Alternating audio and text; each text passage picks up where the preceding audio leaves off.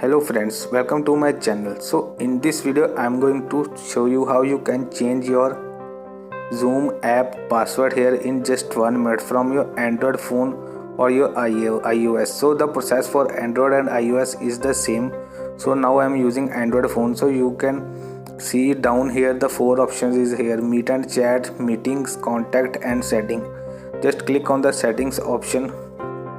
After that you can see 5 options here. First one is Nick Technical Basic. Just click on the first option here. So after that you can see the 5 option. Fifth option is update password.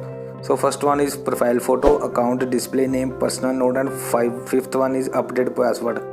So just click on the update password here. So here you just have to verify your old password here. So click on your old password here and set your new password here, whatever you want to change your password here in,